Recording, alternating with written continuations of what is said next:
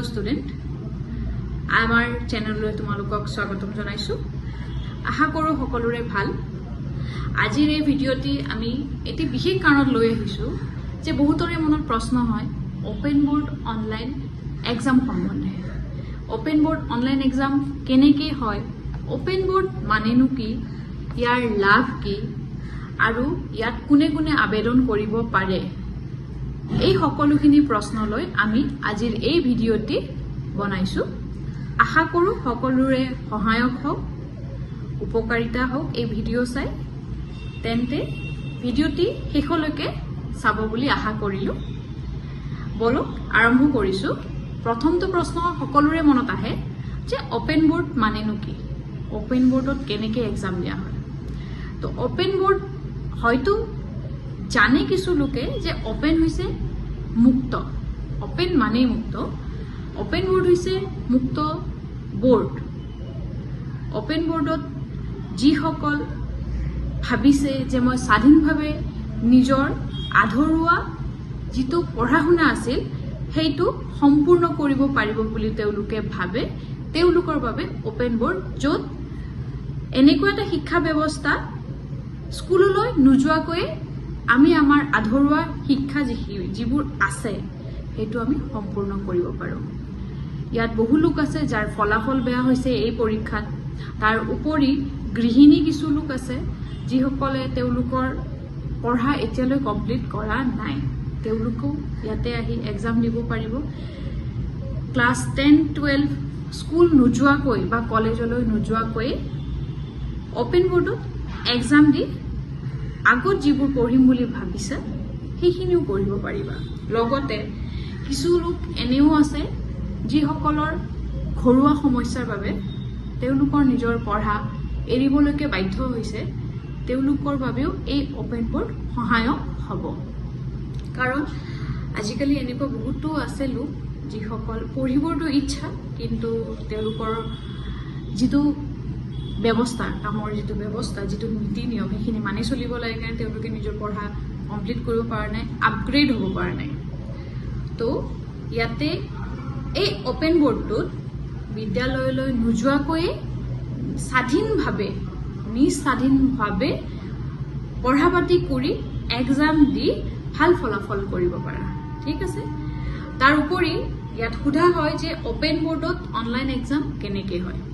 প্ৰথমতে online exam হোৱাৰ আগতে কৈ দিওঁ যে ষ্টুডেণ্টৰ যিখিনি নথি পত্ৰ মানে ডকুমেণ্ট আছে, যেনেধৰণে তোমাৰ Aadhaar card, admit card, registration, marksheet, সকলোখিনি প্ৰথমতে জমা দিব লাগিব।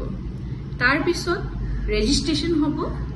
ৰেজিষ্ট্ৰেশ্যনৰ সময়ত তোমালোকৰ ছাবজেক্ট বাছি ল'ব লাগিব। তাৰপিছত তোমালোকক আমি ঘৰতে বহি কেনেকৈ পঢ়িব পাৰা তাৰ বাবে আমি তোমালোকক এটা ষ্টাডি মেটেৰিয়েলছ দিম আৰু চেম্পল পেপাৰ যিবোৰ থাকে সেইবোৰ আমি তোমালোকক প্ৰদান কৰি দিম। তোমালোকৰ হোৱাটছএপ নম্বৰ আমাৰ ইয়াতে দিয়া যাব। তাতে আমি গোটেইখিনি যিবোৰ ডিটেইলছ আমি তোমালোকক দিব লাগে, কেনেধৰণে এক্সামটো হ'ব, কি পঢ়িব লাগিব, গোটেইখিনি তোমালোকে ঘৰত পঢ়িব পাৰিবা। তাৰপিছত তোমালোকৰ এছাইনমেণ্ট হ'ব, মক টেষ্ট হ'ব আৰু তোমালোকে বাছি লোৱা যিটো ছাবজেক্ট আছে তাৰ ওপৰত এক্সাম হ'ব। এক্সামৰ পিছত তোমালোকে মাৰ্কশ্বিট পাবা, মাইগ্ৰেশ্যন চাৰ্টিফিকেট পাবা। সেইখিনি হ'ল একেবাৰে বৈধ। তুমি এই মাৰ্কশ্বিট আৰু চাৰ্টিফিকেট লৈ যিকোনো কলেজতে এডমিশ্যন কৰিব পাৰিবা, নতুবা যিবোৰ চৰকাৰী চাকৰিৰ ৰিকুইটমেণ্ট আহে তাতেও তোমালোকে আবেদন কৰিব পাৰিবা। আৰু ই একেবাৰে বৈধ চৰকাৰী স্বীকৃতপ্ৰাপ্ত বোৰ্ড হয়। ঠিক আছে। আৰু ইয়াৰ পিছত আৰু এটা প্ৰশ্ন মানুহৰ মনত আহে যে ওপেন বোৰ্ডত কোনে এক্সাম দিব পাৰিব।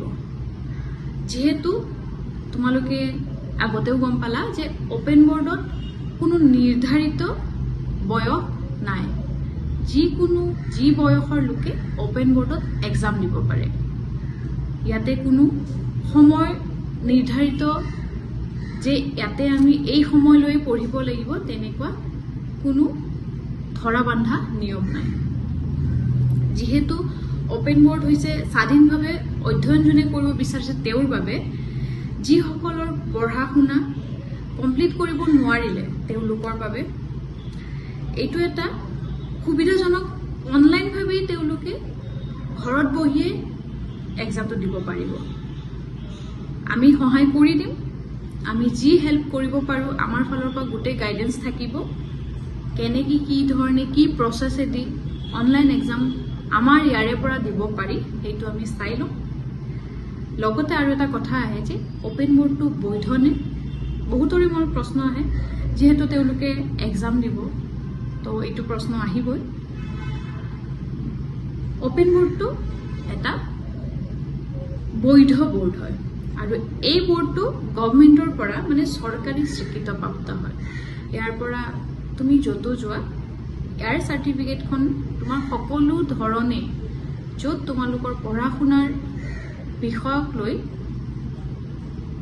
আবেদন কৰিব লগা হয় তাতে তোমালোকৰ আবেদন কৰিব পাৰিবা। ঠিক আছে, তো আশা কৰিছোঁ এই ভিডিঅ'টিৰ দ্বাৰা তোমালোকৰ মনত উঠি থকা প্ৰশ্নবোৰৰ উত্তৰ আমি দিব পাৰিছোঁ।